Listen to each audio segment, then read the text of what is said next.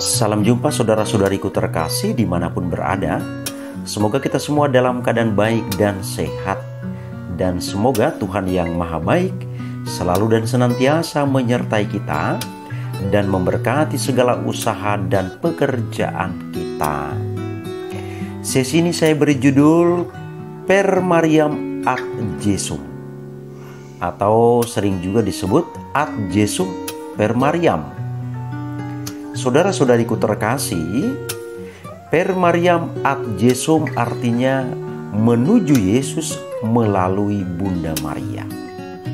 Ini adalah sebuah istilah yang sering kita dengar. Namun, sudahkah kita menghayati pepatah ini? Nah, ini menjadi sebuah pertanyaan bagi kita. Saudara dan saudariku terkasih, pemahaman ajaran Gereja Katolik tentang Bunda Maria tidak terlepas dari apa yang dipaparkan dalam Perjanjian Lama dan juga Perjanjian Baru, yang juga diteruskan dalam tradisi suci yang dapat diterangkan sebagai berikut. Pertama, peran Bunda Maria telah digambarkan secara samar-samar dalam kitab suci Perjanjian Lama. Jadi dengan melihat tipologi, kita dapat melihat kaitan antara penggambarannya di Perjanjian Lama dan penggenapannya di Perjanjian Baru. Saudara-saudari, hal yang kedua, peran Bunda Maria disampaikan secara eksplisit dalam kitab suci, terutama dalam Injil. Dan yang ketiga, peran Bunda Maria kemudian banyak disampaikan oleh tradisi suci, yaitu dari ajaran yang disampaikan oleh para bapak gereja dan yang dilestarikan juga dalam liturgi suci dan oleh pengajaran magisterium yang menunjukkan bahwa Bunda Maria selalu menjadi bagian dalam sejarah kehidupan gereja di sepanjang zaman. Saudara-saudariku terkasih, Per Mariam ad Jesum, pepatah ini berguna bagi pemahaman akan inti penghormatan kita kepada Bunda Maria. Pertanyaan kita, mengapa? Karena penghormatan kita kepada Bunda Maria tidak terlepas dari penghormatan kita kepada Yesus. Kita menuju Yesus melalui Bunda Maria. Maka secara prinsip dapat dikatakan demikian. Seluruh gelar dan kehormatan Maria yang diberikan Allah kepadanya adalah demi kehormatan Yesus Kristus Putranya. Dan penghormatan ini selalu berada di bawah penghormatan kepada Yesus Kristus. Dasar penghormatan kepada Bunda Maria adalah karena perannya sebagai Bunda Allah. Dan sebagai Bunda Allah, Maria dikuduskan Allah dan mengambil peran istimewa dalam keseluruhan rencana keselamatan Allah. Untuk itu, saudara dan saudariku terkasih, Maria dipersiapkan oleh Allah dengan dibebaskan dari dosa asal sejak terbentuknya di dalam kandungan. Pemahaman akan kaitan makna penggambaran Perjanjian Lama dalam penggenapannya dengan Perjanjian Baru menjelaskan kekudusan Maria ini sebagai Sang Hawa baru yang bersama dengan Kristus Sang Adam yang baru, Sang Tabut Perjanjian Baru yang mengandung Kristus yang adalah tanda Perjanjian Baru. Bunda Maria menjalankan perannya sebagai Bunda Allah dan bekerja sama dalam rencana keselamatan Allah.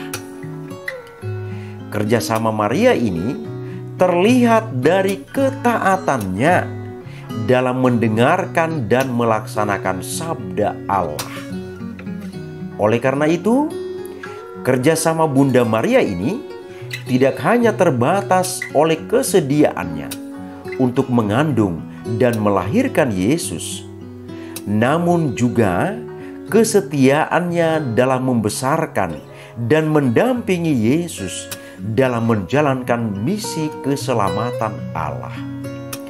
Maria juga menjadi mediatrix atau pengantara yang mengantar orang-orang kepada Kristus. Kerjasama Bunda Maria dengan rahmat Allah yang diterimanya menghasilkan persatuannya dengan Kristus, baik saat ia masih hidup di dunia maupun pada saat ia beralih dari dunia ini, dan juga sesudahnya dalam kehidupan yang kekal. Oleh jasa pengorbanan Kristus, Bunda Maria diangkat ke surga. Maria menjadi bunda semua umat beriman, karena Kristus telah memberikannya kepada kita sebagai ibu kita juga.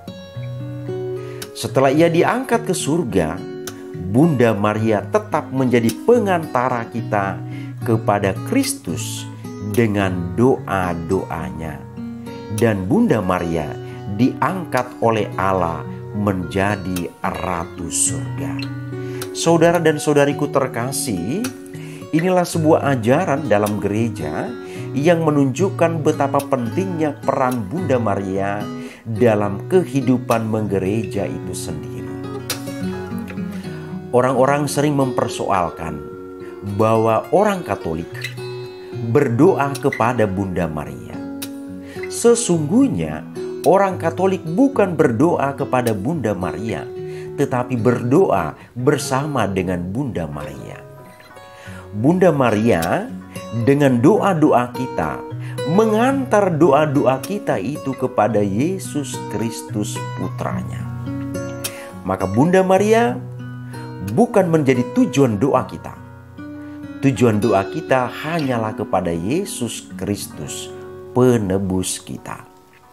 Bunda Maria mengambil peran dalam kehidupan sehari-hari bersama kita, mengantarkan doa-doa kita itu kepada Yesus Putranya.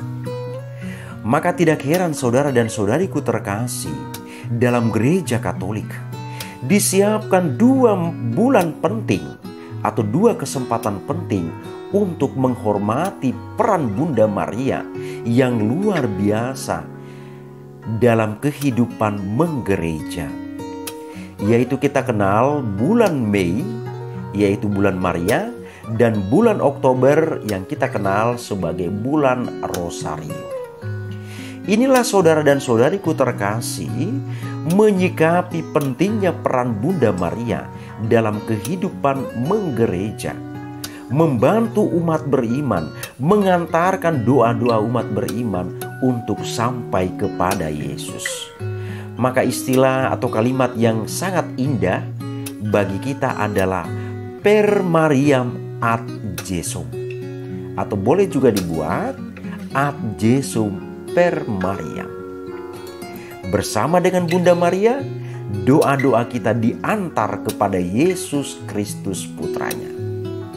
Hal ini mengindikasikan bahwa bukan berarti kita tidak bisa berdoa langsung kepada Yesus atau kepada Bapa di surga.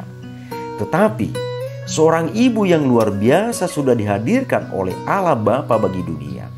Maka untuk menghormati Maria dan peran Maria yang luar biasa bagi kita, gereja berdoa bersama-sama dengan Bunda Maria, dan Bunda Maria membantu mengantar doa kita kepada Putranya. Demikian saudara-saudari terkasih, semoga membantu kita. Terima kasih.